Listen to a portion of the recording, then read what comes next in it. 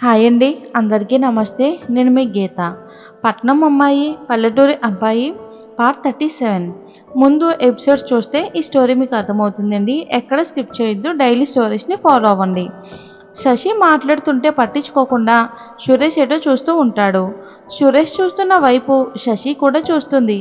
ఎదురుగా yellow colour శారీకి red colour small border చాలా సింపుల్గా ఉంది. తన లూజ్ హెయిర్ తన ముఖం మీద పడుతూ ఉంటే వాటిని చెవి వెనుకకు సరిచేస్తూ ఉంటుంది అమ్మాయి. సన్నగా నాజుగ్గా ఉంది. జామ పండు లాంటి కలరు, యాపిల్ పండు లాంటి పెదవులు, నేరేడు గింజలాంటి కళ్ళు, నవ్వుతుంటే జారి పడిపోతాయేమో అన్నట్లు ఉన్న దానిమ్మ గింజలాంటి తన పళ్ళవరస, మెడలో నలపూసలు ధరించి ఉంది. పక్కనే ఒక వ్యక్తి తన భుజం మీద చెయ్యి వేసి తనతో పాటు అడుగులో అడుగు వేస్తూ వస్తున్నారు ఆ జంట. ఆ అమ్మాయి చేతిలో ఒక పాప, అలాగే పరిగెడుతూ వెళ్తున్న ఒక బాబు. తన వైపు కళ్ళార్పకుండా చూస్తూ ఉంటాడు అలా సురేష్. తనే కదా అని గుడ్లు మెటకరించి మరీ చూస్తూ ఉన్నాడు. ఆ బాబు పరిగెడుతూ వస్తూ పడిపోతాడు. అది కూడా శశి దగ్గర. శశి హడావుడిగా లేచి ఆ బాబు ఏడుపు ఆపుతుంది. 4 ఏళ్ళు ఉంటాయి. వచ్చి రాని మాటలతో ముద్దు ముద్దుగా మాట్లాడుతున్నాడు. ఏం పేరు నీ పేరు? ఎందుకు అలా పరిగెడుతూ వచ్చావని శశి అడుగుతున్నా సమాధానం చెప్పట్లేదు. ఎందుకంటే అబ్బాయికి తెలుగు అర్థం కాదు. క్యా హువా బాబు, ఆరాంసే డోనా అని వాళ్ళ నాన్న మాట్లాడతాడు. నహీ పప్పా అంటూ చెప్తూ వాళ్ళ డాడీని గట్టిగా చుట్టేసుకుంటాడు. థ్యాంక్ యూ అండి అని అమ్మాయి నోటి వెంట మంచి ముత్యాల్లాంటి మాటలు బయటికి వస్తాయి. ఆప్కా బచ్చా బహుత్ సుందర్ హై, స్మార్ట్ భీ లగ్ రహా హై, ఇస్కా న్యామ్ క్యా హై? మేము తెలుగు వాళ్ళమేనండి. కాకపోతే మా వారు వర్క్ పరంగా పూణేలో ఉండడం వలన వీడికి తెలుగు అసలు సరిగ్గా అర్థం కాదు అని అంటుంది ఆ అమ్మాయి. అవునా, గ్రేట్. మీ బాబు పేరు ఏంటి అని అడుగుతుంది శశి. సురేష్. మేము మాత్రం ముద్దుగా సూర్య అని పిలుస్తాము అని తను చెప్తూ ఉంటే తన వైపు అలాగే చూస్తాడు సురేష్. శశికి ఏదో అర్థం కానట్లు అనిపిస్తుంది. హే, భలే ఉందండి. మా అన్నయ్య పేరు కూడా సురేషే అని సురేష్ వైపు చూస్తుంది సునీత.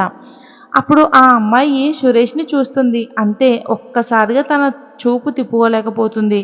అప్పుడు ఎంత అందంగా ఉండేవాడో. తనలో కొంచెం కూడా మార్పు లేదు. అందం ఇంకా రెట్టింపు అయ్యిందేమో అనిపిస్తుంది. సేమ్ ఏజ్ కదా మాదైనా. ఆడవాళ్ళలో పిల్లలు పుట్టిన తర్వాత మార్పు వచ్చేస్తుంది, కానీ మగవాళ్ళు మాత్రం చాలా స్మార్ట్గా తయారవుతారు అని మనసులో అనుకుంటుంది ఆ అమ్మాయి. రండి కూర్చోండి అని సునీత ఇన్వైట్ చేస్తుంది.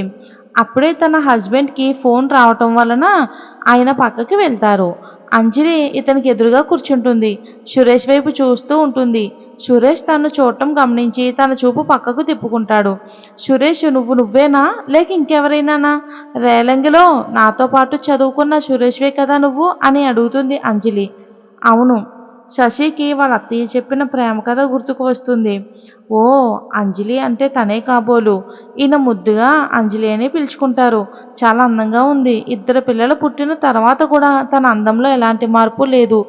అప్పుడే తన చేతిలో ఉన్న పాప ఏడుపు వినిపిస్తుంది. ఆ పాపను సునీత తీసుకుంటుంది. సునీత అలాగే సూర్య పక్కకు వెళ్తారు పాపను తీసుకుని. ఆ అమ్మాయి వాళ్ళ అన్నయ్యతో మాట్లాడుతుందని. చిన్నబాబేమో వాళ్ళ డాడీతో వెళ్ళాడు. నిన్నే సురేష్, నీ పేరు సురేష్నే కదా, అయితే నువ్వు నాతో పాటు చదువుకున్న నా ఫ్రెండ్ అయ్యి ఉంటావు అంటూ తను చనువుగా మాట్లాడుతుంది అంజలి. సురేష్ మాత్రం మనసులో అనుకుంటాడు, జస్ట్ నేను ఫ్రెండ్ మాత్రమే అనుకుంటుందా అని. తను నవ్వుతూ అవును అని సమాధానం చెప్పాడు. ఇప్పటికి కూడా అలాగే మెయింటైన్ చేస్తున్నావా? నవ్వుతూ సమాధానం చెప్పడం, ఎక్కువ ఎవరితో మాట్లాడకపోవటం. ఎప్పుడైనా నన్ను తలుచుకున్నావా? ఒక్కసారైనా నేను గుర్తొచ్చానా అని అడుగుతుంది అమ్మాయి. మర్చిపోతేనే కదా గుర్తుకు రావడానికి అని సురేష్ మాట్లాడిన మాటకు ఆ అమ్మాయి కొంచెం గిల్టీ ఫీలింగ్ అయ్యింది. ఇంతకీ మీ ఫ్యామిలీ వాళ్ళు ఎలా ఉన్నారు? మీ అమ్మ, నాన్న, చెల్లి అందరూ బాగున్నారని అడుగుతాడు. బీటెక్ కంప్లీట్ అయిన తర్వాత నాన్నగారికి ఆరోగ్యం సరిగ్గా లేకుండా పోయింది. మనం ఎన్నో అనుకుంటాం, మన జీవితంలో అన్నీ జరగాలని ఉండదు కదా సురేష్. అలాగే నాన్నగారు బలవంతం మీద ఈ పెళ్లి చేసుకోవాల్సి వచ్చింది. అలా అని నేను బలవంతంగా అతనితో ఉన్నానని కాదు. రాఘవ చాలా మంచి అతను. నన్ను చాలా బాగా చూసుకుంటాడు. నాన్నగారు చనిపోయిన తర్వాత చెల్లి పెళ్లి బాధ్యతలు కూడా తనే స్వీకరించి ఒక తండ్రిలా తనని అత్తారింటికి పంపించాడు. నిన్ను చాలాసార్లు వచ్చి కలుద్దాం అనుకున్నాను. పెళ్ళైన తర్వాత కూడా వద్దామనుకున్నాను. బట్ రాఘవకి బిజీ షెడ్యూల్ ఉండడం వల్ల రాలేకపోయాను. ఈరోజు అనుకోకుండా నిన్ను కలుసుకున్నందుకు నాకు చాలా సంతోషంగా ఉంది. ఆ సంతోషాన్ని మాటల్లో చెప్పలేను. ఇంకేంటి చెప్పు, పిల్లలు ఎంతమంది అని అడుగుతుంది ఆ అమ్మాయి. ఏం, నన్ను కాదు ఆ ప్రశ్న అడగాల్సింది, ఆయన్ని అని అంటుంది శశి.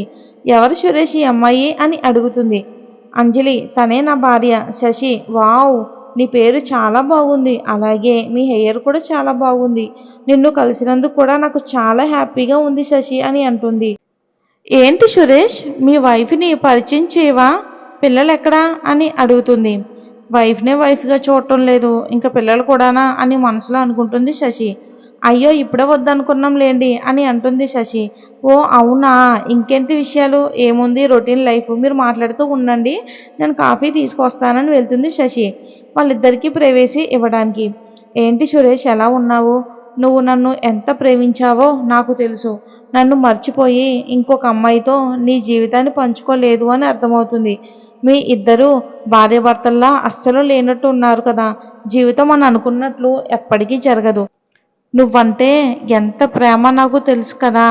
ఆ ప్రేమను మర్చిపోలేకనే కదా నా కొడుక్కి నీ పేరు పెట్టుకున్నాను. అలాగే శశి కూడా చాలా మంచి అమ్మాయిలా ఉంది. అలాంటి అమ్మాయిని దూరం పెట్టి తప్పు చేయకు.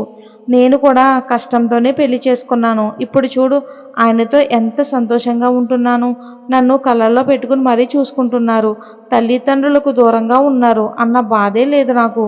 ఆయనే తల్లి, నన్ను ఒక చిన్న పిల్లలా చూసుకుంటారు. నువ్వు కూడా ఆ అమ్మాయికి ఒక మంచి తోడుగా మారతావు అని నేను అనుకుంటున్నాను. ప్రేమ ఎప్పుడు ఎలా పుడుతుందో ఎవ్వరికీ తెలియదు. ఒక్కసారి అది పుట్టిన తర్వాత తనని వదిలి ఉండలేమేమో అని అనిపిస్తుంది. నీకు కూడా త్వరలో శశి మీద అలాంటి ప్రేమ పుడుతుంది. ఇప్పటికైనా నన్ను మర్చిపోయి నీ జీవితాన్ని ఒక మంచి పూలబాటగా మలుచుకుంటావని అనుకుంటున్నాను. నువ్వు కనిపించి చాలా మంచి పని చేశావు. ఇంకా నా కోసం ఎదురు చూసి తన్ని దూరం చేసుకోకు. ఇప్పుడు నేను కేవలం నీకు ఫ్రెండ్ని మాత్రమే అంటూ తనతో మాట్లాడుతూ ఉండగానే తన హస్బెండ్ వస్తాడు. ఎవరు వీళ్ళు అని అడుగుతాడు ఆయన. ఈ అబ్బాయి నాతో పాటు ఇంతకుముందు మేమున్న విలేజ్లో కలిసి చదువుకున్నాము. అనుకోకుండా కలిసాము, అందుకే మాట్లాడుతున్నానండి అని అంటుంది అంజలి. వావ్ గ్రేట్, నా భార్య ఎవరితో పెద్దగా మాట్లాడదు, చాలా తక్కువ మాట్లాడుతుంది. ఫ్యామిలీ ఫ్యామిలీ అని తప్ప తనకంటూ ఏమీ లేదు. తన కోసం తను టైం స్పెండ్ చేసుకోదు తెలుసా. అంటే కనీసం సరిగ్గా కూడా తినదు. నేను బలవంతం చేసి మరీ తినిపించాలి, రాక్షసి అంటూ రాఘవ చెప్తూ ఉంటే ఆయన మాటల్లోనే తెలుస్తుంది అంజలి అంటే ఎంత ప్రేమ ఉందో అని. అప్పుడే శశి కాఫీ తీసుకుని వస్తుంది. శశిని చూసి మై వైఫ్ అంటూ పరిచయం చేస్తాడు సురేష్. నమస్కారం అని చేతులు జోడిస్తుంది శశి. మరి మీరేంటి ఇక్కడ, ఇక్కడికి ఎలా వచ్చారు అని సురేష్ అడుగుతాడు. మా కజిన్ పెళ్ళి, అది చూసుకుని ఎలాగో వెళ్ళిపోతున్నాం కాబట్టి సురేష్ మారం చేస్తే ఈ మాల్కు తీసుకుని వచ్చాము. మేము రావటం మంచిదైంది. మిమ్మల్ని కలిసినందుకు చాలా సంతోషంగా ఉంది.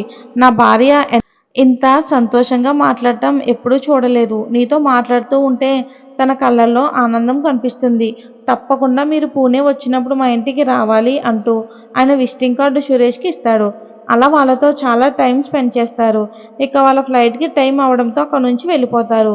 సురేష్ మాత్రం తన నుంచి తన ప్రాణాన్ని ఎవరో తీసుకుని వెళ్ళిపోతున్నారు అన్నంత బాధగా ఉంటుంది. శశి పిల్లల కోసం భారీగా షాపింగ్ చేసి మళ్ళీ రిటర్న్ గిఫ్ట్స్ కూడా కొనిచ్చింది. వెళ్ళేటప్పుడు అంజలి శశితో మాట్లాడింది, అది కూడా పర్సనల్గా. సురేష్ అడిగాడు, నీతో ఏం చెప్పింది అని. శశి మాత్రం ఏమీ చెప్పలేదు, క్యాజువల్గా మాట్లాడుకున్నామని చెప్పింది. ఓకే ఫ్రెండ్స్, మరి అంజలి శశితో ఏం చెప్పిందో నెక్స్ట్ భాగంలో చూద్దాం. స్టోరీ నచ్చినట్లయితే సబ్స్క్రైబ్ చేసుకోండి. Thanks for watching.